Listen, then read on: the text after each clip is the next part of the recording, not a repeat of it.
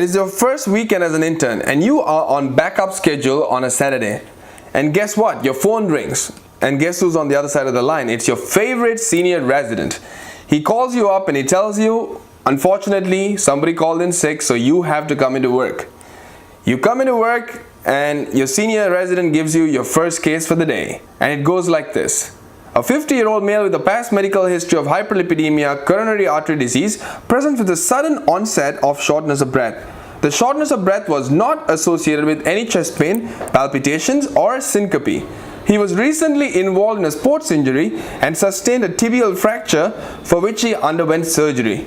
And he has been bedridden for the past 6 weeks. His wife called EMS and is brought into the hospital. Alright guys, so we're done with the history, and based on the history you already had a suspicion for pulmonary embolism. And as always with every important case, you guys know that physical examination becomes a key component. So let's go right into the physical examination. So on physical examination, you see the patient's blood pressure is 140/90. I'm pretty happy when I see this blood pressure. Alright, next, heart rate of 110, respiratory rate of 35, and a temperature of 100.8 degree Fahrenheit. Alright, that basically defines that the patient has fever, also has respiratory distress, and the patient is for now hemodynamically stable. Alright, on general you see the guy is breathing fast. He looks like he's in respiratory distress, he's breathing fast, and he looks like he's in a mild amount of distress. Alright, and then you see the respiratory system.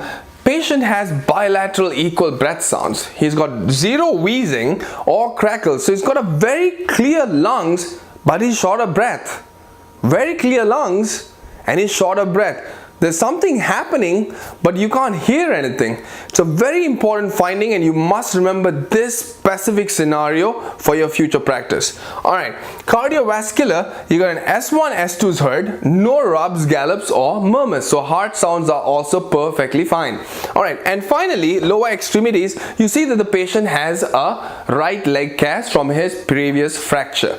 Alright guys, so based on this physical examination, I want you to connect the two dots. Now you had a history of a patient with a high suspicion because of a sudden onset of shortness of breath. You thought pulmonary embolism. However, now you got a patient on physical examination, again is very suggestive of pulmonary embolism because in the lungs you do not hear any wheezing to suggest asthma, COPD, or absent breath sounds to suggest some form of pneumothorax. There's nothing present, there's no fluid in the lungs, there's no crackles, right? Very clear lungs, so you have very high suspicion again for pulmonary embolism. However, pulmonary embolism, as I've already taught you guys in the previous lecture, it is a spectrum. It goes in a step ladder pattern, right? You have the very high or probability, or you have a moderate probability, or a low probability. Now the high probability is known as your massive pulmonary embolism, where you'll have a drop in blood pressure and the patient is in shock, the patient is critical, the patient is gonna die, right?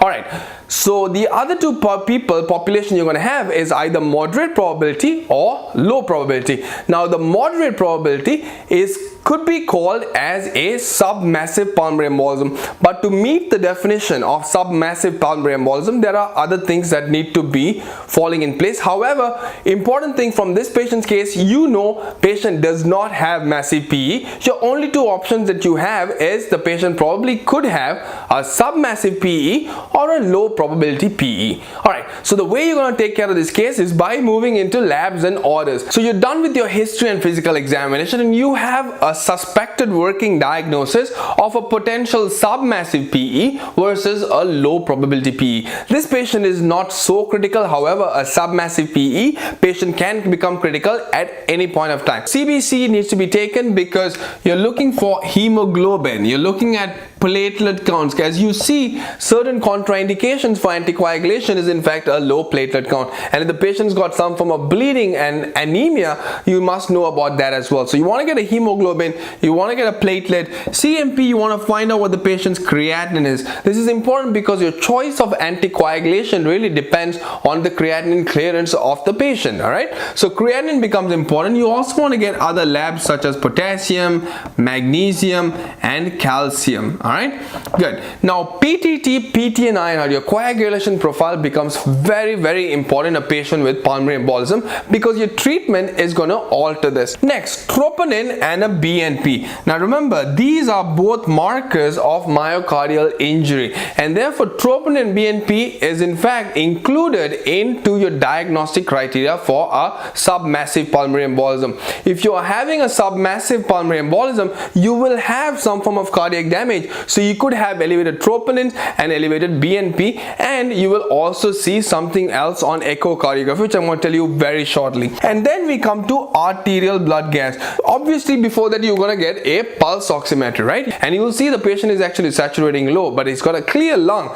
but saturating low. Increases your suspicion of a pulmonary embolism. Alright, so once you think about finish off your pulse oximetry and you see hypoxia, your next step should in fact be to do an ABG. And what are you looking in your ABG is going to be your AA gradient. How you calculate your AA gradient, you can watch the short video on the same channel and you can learn from there. Alright, obviously you want to get a chest x-ray as well, because the patient is in respiratory distress. You want to get a chest x-ray to see if there's any other pathologies going on. But most of the time, would you see something? Absolutely not. What else do you want to get? You also want to get an EKG. Now remember, in a patient with pulmonary embolism, the most common finding you're going to have on the EKG is in fact just sinus tachycardia. ST, sinus tachycardia, that's it.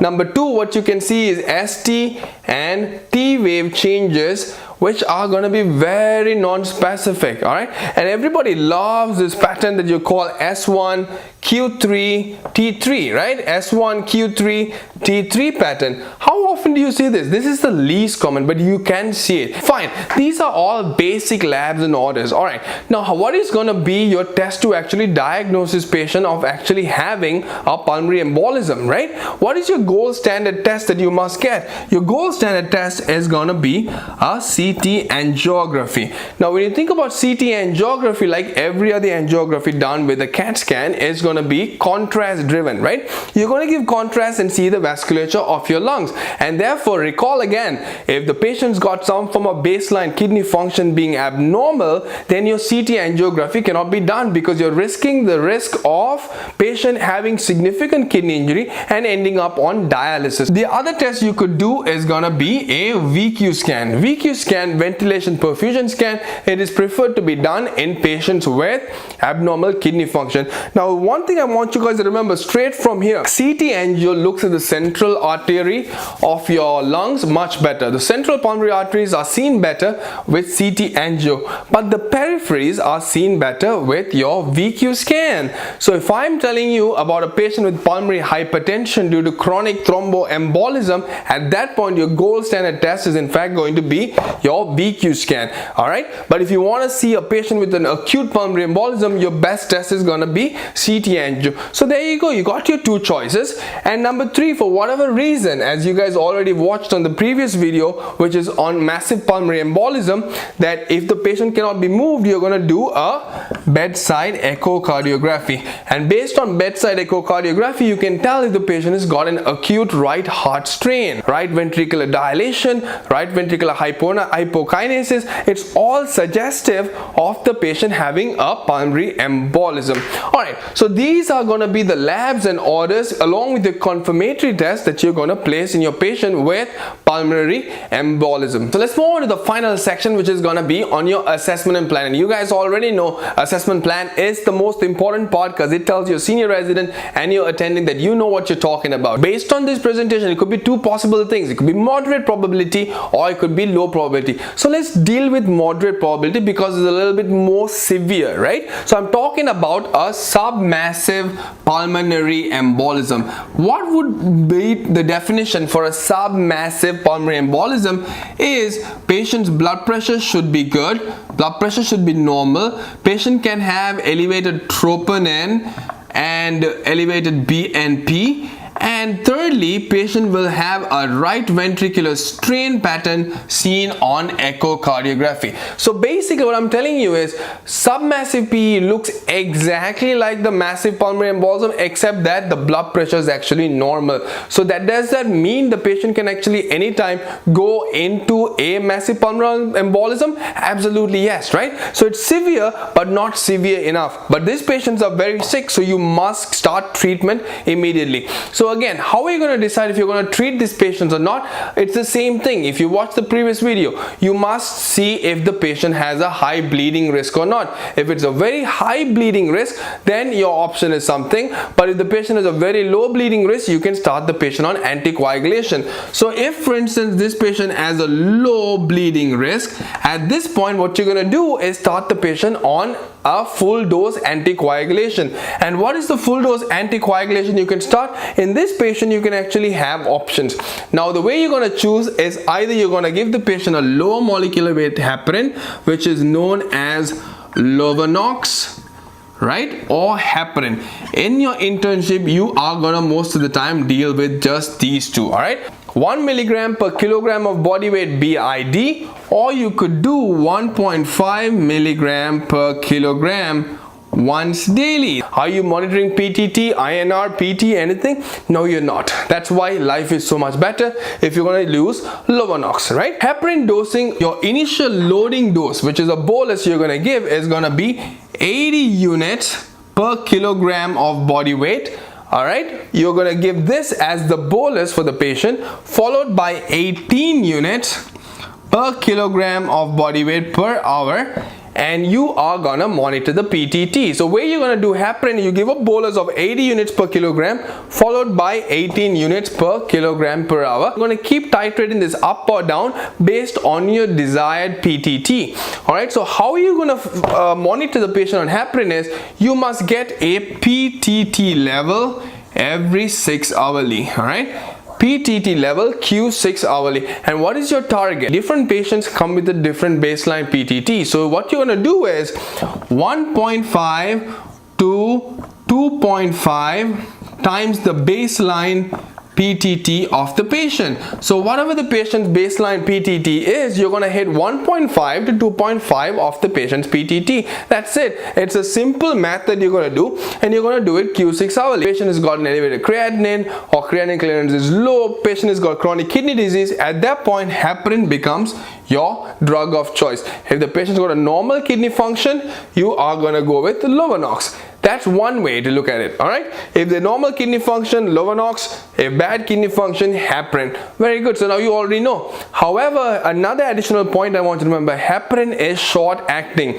So anytime you're dealing with a critical patient, you want a medication that could be adjusted and reversed as soon as possible is going to be heparin, because heparin's got a very short half-life. So if you have a massive pulmonary embolism, those patients, I'm going to go with heparin drip, because you can actually stop the medication if you need to. The patient has a submassive pulmonary embolism, which could anytime become a massive pulmonary embolism. So what are the criteria that you're going to look for in a patient with submassive PE to say, does this patient require any further intervention? So what are the indications for a patient with a submassive PE for actually getting thrombolytic therapy? Because I told you the patient can become much sicker at any point in time. So number one is going to be patient with severe hypoxemia. Okay, so the patient probably has some form of other cardiopulmonary disease. Patient has probably other lung diseases, and patient might be having a component of CHF, right? And if this patient has severe hypoxemia right now, at this point you would consider giving this patient TPA. A patient who has acute pulmonary embolism, like this patient is submassive PE and is looking like he's decompensating, his blood pressure is dropping, but it has not met criteria yet for a massive PE, this patient could also be given TPA. The patient also with right ventricular dysfunction and significant tachycardia, all right, right ventricular dysfunction and significant tachycardia, now this patient could also be getting a TPA. Or if you find out that the patient has a clot in the right atrium or the right ventricle, when you get an echocardiography, you see that this patient, apart from having a right ventricular or right heart strain, you also see the patient's got a clot sitting in his right ventricle. Now this patient should also be getting TPA. Or if you find out by doing a venous duplex of the lower extremities that the patient has got a large DVT. Now you already know the patient is PE, and this big DVT down there is going to cause worsening of his symptoms and and can kick this patient into a massive pulmonary embolism. So this patient is also going to get TPA. So these are the basic indications that you must know in a patient with submassive PE to give them TPA or do any other maneuvers such as a surgical embolectomy or a catheter driven embolectomy. Alright, but TPA is going to be a gold standard treatment, but again you should remember these things because it tells you what more you have to do. Alright guys, so we've been over the submassive pulmonary embolism and how you're going to treat them, especially if they got a low bleeding risk. Alright, you already know the treatment for it and you already know the indications for doing thrombolysis in a patient with submassive PE. However, again, just like your massive pulmonary embolism, you must deal with a patient who has a high bleeding risk. If the patient's got a very high bleeding risk, it's pretty simple. You cannot use either one of these two. Your only option is either you place an IVC filter or the patient will get a catheter embolectomy or a surgical embolectomy. That's it. If there's a moderate risk, again, it's a case by case. You will weigh the risks and benefit and make the decision as to how you're going to treat your patient. Alright, so this is submassive PE, which is your moderate probability of PE. Now let's move on to the management of a low probability PE. Alright guys, so low probability PE. First off, if you want to define a low probability PE, it's pretty straightforward.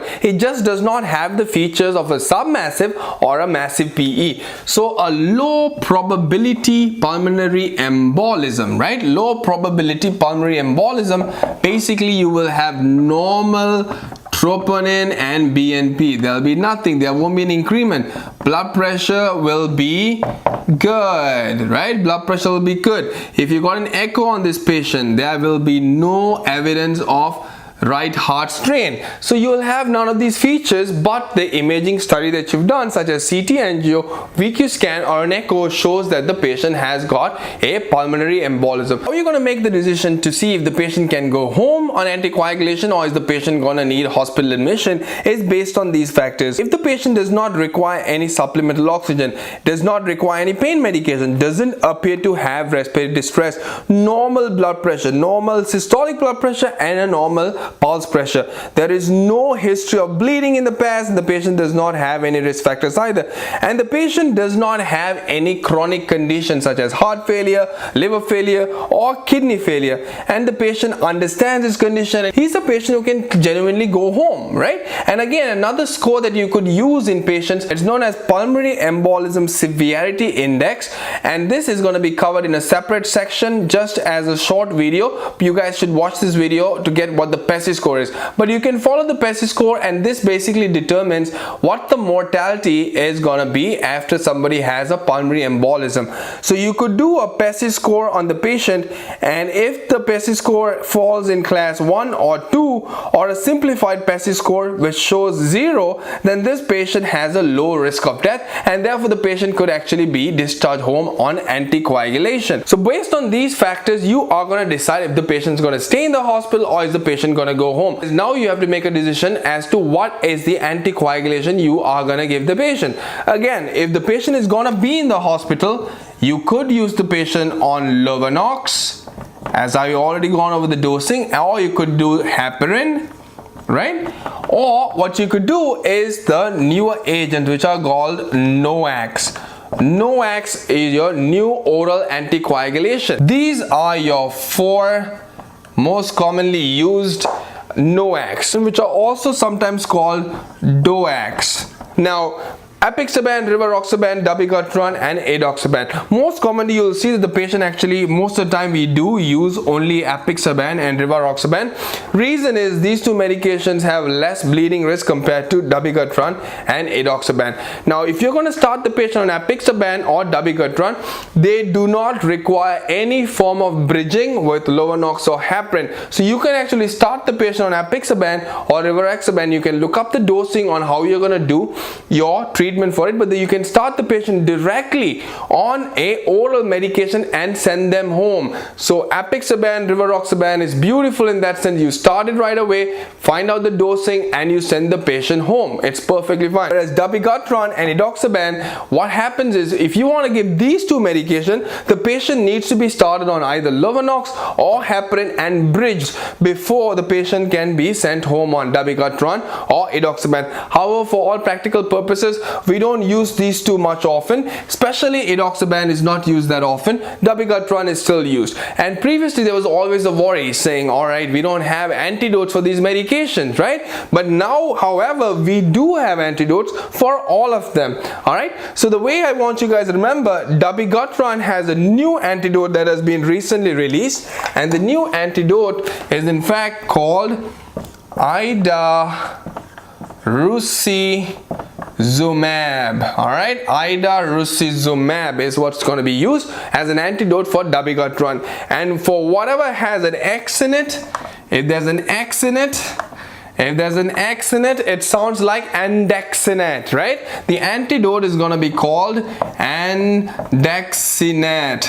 All right, so we have antidotes for all of the new oral anticoagulants, which is awesome because now you can actually start the patient on treatment and you can send them home. So your choice really, if you have a patient with a low probability PE, is a matter of deciding if you want to keep the patient in-house or send him home. And if you're going to do either one, what is your choice of anticoagulation that you're going to do? And your choices are Lovenox, heparin, Novax, and obviously the old school medication that we still do have is gonna be warfarin. Now warfarin, again, we don't use it much anymore. Any valvular pathologies are present or valvular atrial fibrillation, those patients we're going to preferably use warfarin, but if not, we can just use the rest of the medication as mentioned over here.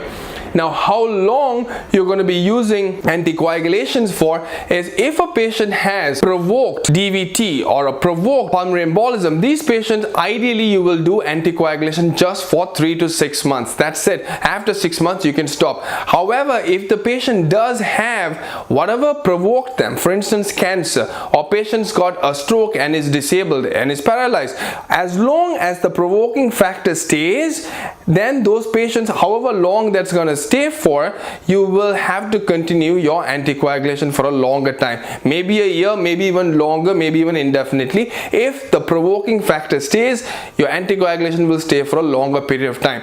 Now, who's going to be on anticoagulation indefinitely is people who are having unprovoked recurrent pulmonary embolism and recurrent DVTs. All right, now recurrent pulmonary embolism and recurrent DVTs are often predisposed by patients who actually have some form of thrombophilias. They are prone for formation of clots, and remember, there are multiple tests that you're going to do in these patients, such as factor V latent mutation could cause it, a prothrombin gene mutation can cause it, protein C, protein S. These are just important things that you must remember in the back of your mind, especially to answer your board questions as well as USMLEs. Again, we will cover this in the complete topic of pulmonary embolism. Alright guys, so this completes our video on submassive PE and low probability PE. I hope you guys learned everything that you need to learn and enjoyed this video. Please hit the subscribe button, the like button, as well as the notification button, because more videos are going to be coming your way.